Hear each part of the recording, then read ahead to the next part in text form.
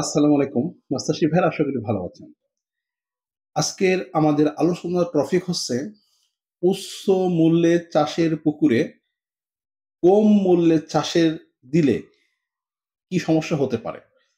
সহজ কথায় বলি, একক চাষের পুকুরে সস্তা মূল্যের মাছ যদি আপনি দিয়ে থাকেন কি ক্ষতির সম্মুখীন হবেন একটু বুঝবেন। বিদ্যুৎ মৎস্য নার্সারি যে কথাগুলো আপনাদের বলে প্রতিটা কথা বাস্তবসম্মত এবং প্র্যাকটিক্যাল, যেটা আপনার অত্যন্ত প্রয়োজনীয়। আমি উদাহরণ দিয়ে বিষয়টা পরিষ্কার করতে চাই। পাবদা, শিং, মাগুর, কই, লোনা ট্যাংরা, গলদা চিংড়ি এগুলো কিন্তু অত্যন্ত দামি মাছ, আপনারা সবাই জানেন। এই দামি মাছগুলো কিন্তু আমরা নর্মালি একক চাষ করে থাকি। তো ঠিক এই দামি মাছের চাষের পুকুরে আপনি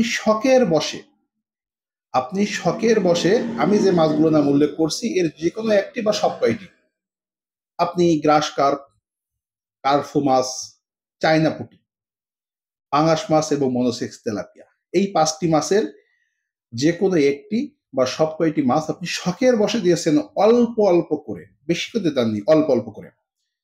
এই ক্ষেত্রে আপনার সমস্যাটা কি হবে জেনে নিন।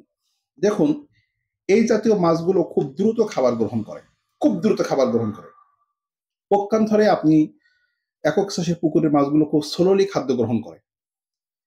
আপনি একক চাষের পুকুরের মাছে যে খাদ্যটা ব্যবহার করেন তার প্রোটিন পার্সেন্টেজ 30 থেকে 32%, এবং 1 কেজি খাদ্যের দাম সর্বনিম্ন 90 টাকা, মিনিমাম 90 টাকা প্রতি কেজি। এবার আসি আপনার কার্প জাতীয় মাছ, অর্থাৎ যে 5টি মাছ আপনি শখ করে ছেড়েছিলেন, আপনি শখের বসে এই 5টি মাছ ছেড়েছিলেন, এরা কিন্তু যে খাদ্যটা গ্রহণ করবে সেটা হচ্ছে 24 থেকে 26% প্রোটিন। আমি যে প্রোটিন পার্সেন্টেজ উল্লেখ করছি, এই প্রোটিনের খাদ্য গ্রহণ করলে এতে গ্রোথ ঠিক থাকবে। যদি আপনি 32-এর জায়গায় 40% প্রোটিন দেন খাদ্যে, তাহলে কিন্তু আপনার গ্রোথ একই থাকবে। কার্প মাছের ক্ষেত্রে 24 থেকে 26% প্রোটিনের জায়গায় যদি আপনি 30% নেন, আপনার খরচ বাড়বে, উৎপাদন বাড়বে না। আবার যদি আপনি কম দেন, 20% দেন 24-এর জায়গায়, উৎপাদন কমে যাবে। আমি আপনাদের বোঝাতে সক্ষম হলাম, দামি মাছের ক্ষেত্রে 30 থেকে 32% প্রোটিন লাগে, এবং কম দামে বা সস্তা মাছ বাংলা মাছের ক্ষেত্রে লাগে 24 থেকে 26% প্রোটিন। কতগুলো প্র্যাকটিক্যাল। প্রশ্ন হচ্ছে, তাহলে আপনি এই 24% প্রোটিন খেয়ে যে মাছ বড় হয় তাকে আপনি কেন 32% প্রোটিন খাবার দেবেন? দেখুন, 26% প্রোটিনের ভাসমান ফিড নর্মালি 60 টাকা 70 টাকা পার কেজি, কিন্তু 30 থেকে 32% প্রোটিনের বাজার মূল্য কিন্তু 90 থেকে 100 টাকা। 2 কেজি অর্থাৎ FCR, ফিড কস্টিং পার রেশিও, অর্থাৎ যে পরিমাণ খাদ্য খেয়ে মাছ উৎপাদন হয়, সাধারণত দেখা যায় 2 কেজি ফিড খেলে 1 কেজি মাছ হয় সাধারণ হিসাবে। তো আপনি যদি ক্যাটফিশের একক চাষে 2 কেজি ফিড অর্থাৎ 180 টাকার ফিড খান, তাহলে ওই মাছ আপনি বেচতে পারবেন কিন্তু 400 টাকা কেজি ক্যাটফিশ। কিন্তু ওই একই 2 কেজি খাবার খেয়ে আপনার এই যে পাঙাশ, গ্রাস কার্প, মনোসেক্স তেলাপিয়া কিন্তু 1 কেজি মাছ বেচতে হবে 200 টাকা, 220 টাকা। তাহলে দেখুন, আপনি একই খাদ্য খাওয়ায় বেশি মূল্যের খাদ্যকে খাওয়াচ্ছেন কম মূল্যের মাছকে, তাহলে আপনি লাভ করতে পারবেন? আপনি কিন্তু লাভ করতে পারবেন না।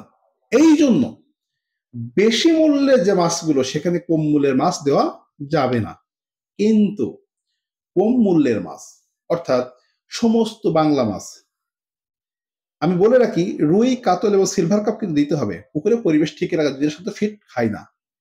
কিন্তু এই যে বললাম গ্রাস কার্প, কারফিউ, চায়না পুঁটি, পাঙাশে, মনোসিল ফিট খায়, খুব দ্রুত খাবার খায়। এই জাতীয় মাছের পুকুরে, অর্থাৎ এর সাথে আপনি রুই, কাতল, সিলভার জাতীয় মিশ্র চাষের পুকুরে আপনি কিন্তু উচ্চ মূল্যের মাছ সাথে ফসল হিসেবে দিতে পারবেন। যেমন আপনি প্রতি শতাংশে 100 বা 200 পিস শিং মাছ, মাগুর মাছ, লোনা ট্যাংরা, তারাবাইন দিতে পারবেন।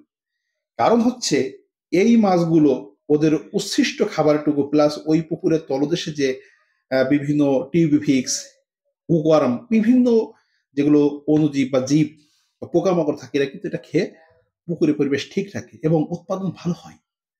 ঠিক দেখুন, ওখানে যেমন 2 কেজি ফিট 200 টাকা পড়েছিল, এখানে কিন্তু 2 কেজি ফিট পড়ছে আপনার 100 120 টাকা। এই 100 120 টাকা সমমূল্যের খাদ্য খেয়ে কিন্তু আপনার মাছটা বেশি মূল্যের মাছ উৎপাদন হয়ে যাচ্ছে কম মূল্যের পুকুরে। আমি বিশ্বাস করি আপনারা আমার কথা বুঝতে পারছেন। মূল কথা হচ্ছে, বেশি মূল্যে চাষের পুকুরে কম মূল্যের মাছ দেওয়া যাবে না, দিলে আপনার উৎপাদন খরচ বাড়বে কিন্তু বিক্রয় মূল্য বাড়বে না। আশা করি এই পদ্ধতি অনুসরণ করে পুকুরে যদি আপনি মাছের কালচার সেটিং করেন, নিঃসন্দেহে আপনি লাভ করতে পারবেন। এর সাথে আরো একটি কথা যোগ করতে চাই। সেই কথাটি হচ্ছে, যদি আপনি উচ্চ মূল্যের পুকুরে কম মূল্যের মাছ দেন, যেহেতু এই মাছগুলো খুব বড় হয় এবং খুব দ্রুত খাবার গ্রহণ করে, এরা দ্রুত খাবার খেয়ে ফেলার কারণে আপনার একক চাষের যে মাছগুলো ছিল, এরা কিন্তু খাদ্য সহজে খেতে পারবে না এদের ভয়ে। এই খাদ্য খেতে না পেরে আস্তে আস্তে আস্তে আস্তে কিন্তু এই মাছের আপনি 1 লক্ষ ছাড়লে শেষ পর্যন্ত 50,000 মাছ না খেয়েই মারা যাবে, দুর্বল হয়ে মারা যাবে। এটা কিন্তু একটা বিশেষ পয়েন্ট। এই জন্য আপনারা কখনোই উচ্চ মূল্যের পুকুরে কম মূল্যের মাছ দিবেন না।